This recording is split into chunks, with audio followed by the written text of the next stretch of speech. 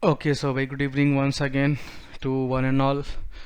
So we are back again with the topic of UAT testing. This is the part 2 part 1 हमने इसका पहले ही जो है create करके रखा हुआ है आप लोगों के लिए।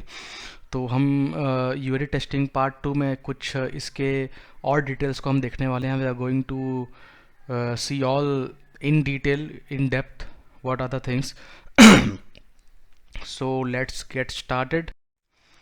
So first of all, before moving forward, let me introduce about few of the tools which we can use for usability testing, or you can say like user acceptance testing. CragEgg is one of the good tool. Loop 11, Usabila, Userlytics. These are the tools, for with the help of these tools you are able to perform this usability testing, and we have already seen how important this usability testing or user acceptance testing is. Both are not exactly similar, but yes, usability testing is related to what we can say with respect to users perform with like using performance, like if we are using that particular product, how much usability we are getting that. So you can take the snap of this and you can look more into it in depth in detail. पहले हम इस चीज को थोड़ा detail में एक बार देखते हैं ना.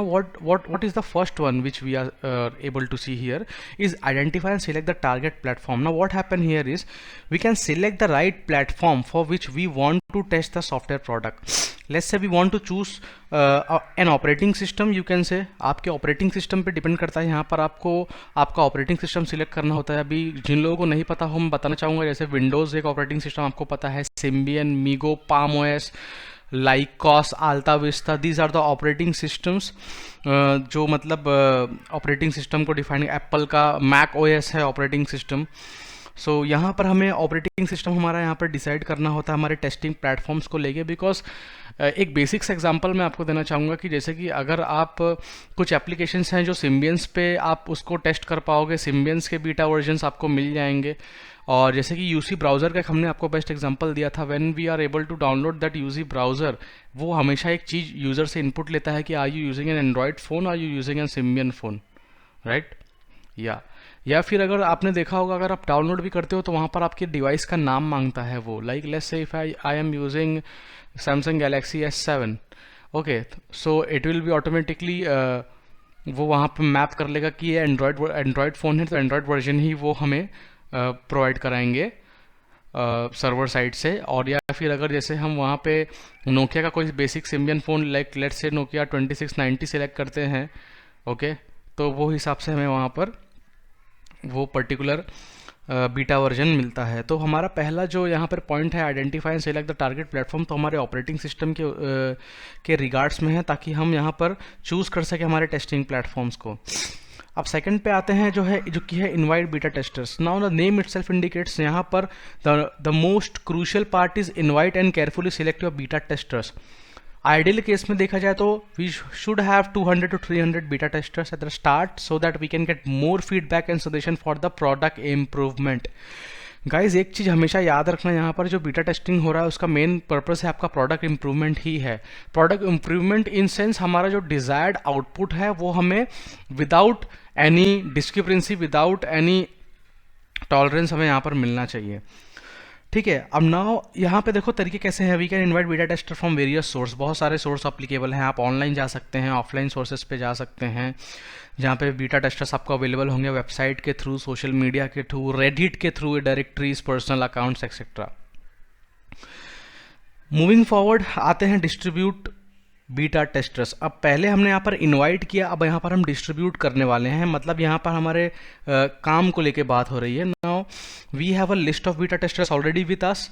It's time to send them an invite by selecting the right distribution tool and right distribution work. Okay, we can select the tool that the best suits our requirement. Some of the tools that we can use are TestFlight, Google Play Developer Console, Crashlytics, Fabric etc. और जो जिन tool का नाम हमने यहाँ पर अभी थोड़ी देर पहले स्लाइड्स में लिया, वो टूल भी यूज़ कर सकते हैं. डिपेंड करता है आपका रिक्वायरमेंट क्या है, आपका डिज़ायर्ड परफॉर्मेंस जो आपको चाहिए या डिज़ायर्ड जो टेस्टिंग चाहिए वो आपको यहाँ पर मिल रहा हो या नहीं. ओके, तो ये था डिस्ट्रीब्यूट बीटा टेस्टर्स के बारे में। आएंगे हम कलेक्ट फीडबैक के बारे में। अब हमने बीटा टेस्टर्स को पहले इनवाइट किया, उन्हें डिस्ट्रीब्यूट किया, करके दिया उनका काम। अब जो फोर्थ वाला जो हमारा पॉइंट बनता है वो यहाँ पे होता है कलेक्ट करने का फीडबैक का। यहाँ पर हम फीडबैक कलेक्ट करेंगे। Now the end users that have tested our product, it's time to take the feedback from them. Feedback can either be positive or it can be negative, typically depends upon the experience beta testers have with the product. ये चीज़ बहुत important है कि feedback positive भी हो सकता है, negative भी हो सकता है। जो भी फीडबैक है, जो भी हमारे बीटा टेस्टर ने वहाँ पे जो परफॉर्मेंस किया है, उसका ही रिजल्ट हमें यहाँ पर फीडबैक के तौर पर मिलने वाला है। उसके बाद हम आते हैं इवैल्यूएट और इटरेट। अब यहाँ पे एक बार आपको फीडबैक मिल जाता है, देखिए ये फ्लो को आप properly let's understand this flow very genuinely, you know, एक बहुत ही जेन्युइन तरीके से हमें इस फ्लो को ज़रा समझना होगा कि इस फ्लो में जेन्युइनली मतलब बताया क्या जा रहा है। अगर आप इसको अगर आप इसको प्रॉपर फ्लो में देखेंगे तो सारी चीज़ें आपको एकदम क्लियर कट आपको समझ में आ रहा होगा। यहाँ पर कोई चीज़ ऐसी नहीं है कि जो बहुत कंफ्यूजिंग है। अब आपको फीडबैक मिल गया। अभी हम यहाँ पर इवैल्यूएट और इटरेट करेंगे। Based on the feedback and suggestion we receive from the participants, we can make iterations for our product so that it can be ready for delivering the best user experience. Best user experience के लिए हम उस हिसाब से उसको iterate करेंगे, उसको छोटे छोटे इटरेशंस में डिवाइड करेंगे, उसका इवैल्यूएशन करके उसे जो है फॉरवर्ड मूव हम वहाँ पे फॉरवर्ड मूव हो जाएंगे हमारे प्रोडक्ट को उस टाइप से डिज़ाइन करने के लिए। अब आते हैं रिवॉर्ड बीटा टेस्टर्स। अब since testers have already did their work, they have provided the valuable time in feedback, so now it's a very high time to reward them with the promise incentives. Rewards can be any type of rewards like coupons, discount, promo codes, offers etcetera. So ये था rewards के बारे में। तो ये एक बहुत ही unique और बहुत ही सिंपल फ्लो था जो बीटा टेस्टिंग में स्टेप्स इन्वॉल्व होता है उनका। अब आइडियल यूज़ केस के बारे में बात करते हैं। देखो यूज़ केस क्या चीज़ होती है, यूज़र स्टोरी होता है और यूज़ केस होता है। तो यहाँ पर हम यूज़ केस की बात करेंगे। तो सबसे पहला आता है यूज़र एक्सपीरियंस। ओके, तो यहाँ पर हमको करना क्या है कि हमको we have to be into the insights of our app's performance in a real environment to get a deep understanding of like whether it is delivering a great experience to user or not, and how we can do this by evaluating the feedback provided by the real users. यहाँ पर evaluate करेंगे हम real users के feedback को, उस हिसाब से हम इसको जो है इसका ये use case को समझेंगे। फिर आता है load and stress test. Now we have to test our app with a large set of audience at the same time to check if any load handling issues are arising. नाम ही यहाँ पर indicate कर रहा है load और stress. कभी कभी हमने देखा होगा, हम एक साइट को एक्सेस करने जाते हैं, 500 लोग एक ही साइट पे एक ही टाइम पे एक्सेस करते हैं तो साइट हैंग हो जाता है। तो इसका मतलब यही है कि लोड टेस्टिंग में ये जो साइट है वो फेल हो चुका है, यानी इसका जो लोड का जो कैपेबिलिटी है to handle n number of users at a same time, okay, वो यहाँ पर जो है ठीक नहीं है। Simple best example. आते हैं डिवाइस एंड प्लेटफॉर्म कंपैटिबिलिटी के बारे में।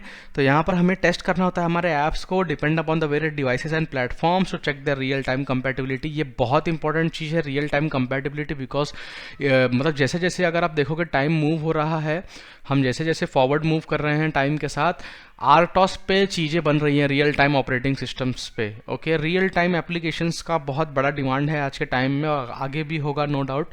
तो ये उस चीज़ के लिए है कि मतलब हमें यहाँ पर हमारे वेरियस डिवाइसेस और प्लेटफॉर्म्स को चेक करना होता है उनके रियल टाइम कंपैटिबिलिटी को लेके। आगे बढ़ते हैं बैटरी कंजप्शन टेस्टिंग के बारे में।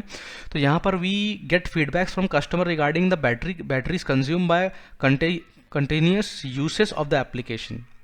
ओके, अब यहाँ पर एक बहुत मैं आपको एक लाइव एग्जांपल देना चाहूँगा। हम सबको पता होगा कि एप्पल आईफोन के बैटरी का कुछ तो प्रॉब्लम हुआ था बीच में।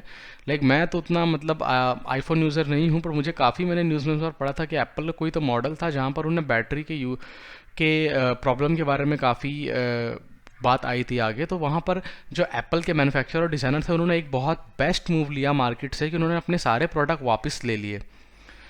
जब तक नाम मतलब बोलते ना मार्केट में, जब तक वो चीज़ नेगेटिविटी ना फैले, इन्होंने अपना एक अच्छा पॉजिटिव रिस्पांस दिखाया, उन प्रोडक्ट को ना कि वापस लिया बल्कि उनके बाकी चीज़ों पे काम करके मार्केट में वापस उनको लॉन्च किया। और आज एप्पल, अब हम और आप जानते ही हैं like how Apple is doing a great job in providing the best user experience to the customers. तो वो एक काफ़ी अलग चीज़ है, उस चीज़ पर हम बाद में बात करेंगे। पर फिलहाल अभी यहाँ पे हमारा पॉइंट है बैटरी कंजम्पशन टेस्टिंग। तो बैटरी कंजम्पशन टेस्टिंग में होता यही है कि हम यहाँ पर बैटरीज को चेक करते हैं कि चलिए ठीक है, हमारा सिस्टम कंपैटिबल है, हमारा सिस्टम जैसा हमें चाहिए था वैसा है, पर क्या ये बैटरी परफॉर्मेंस इसकी अच्छी है। बिकॉज जैसा कि मैंने बताया, RTOS real time operating system में ये चीज़ बहुत मैटर करती है। आगे आएंगे तो बात करेंगे हम कंटेंट टेस्टिंग के बारे में। Name itself indicate we are talking about the content. Now what is the content? Content can be your photos, videos, text, graphics, anything. Okay, so we have to check if the content of our application such as photos, videos, text, etc. are engaging the customer, and we also have to ensure that it's not hampering the overall user experience. So see, हम अगर आप देखेंगे तो हम ये जो भी बात कर रहे हैं आसपास हमारे यूजर्स एक्सपीरियंस के बारे में बात कर रहे हैं, राइट? हम जो भी चीज़ बात कर रहे हैं ये यूज़र एक्सपीरियंस को ही लेकर है।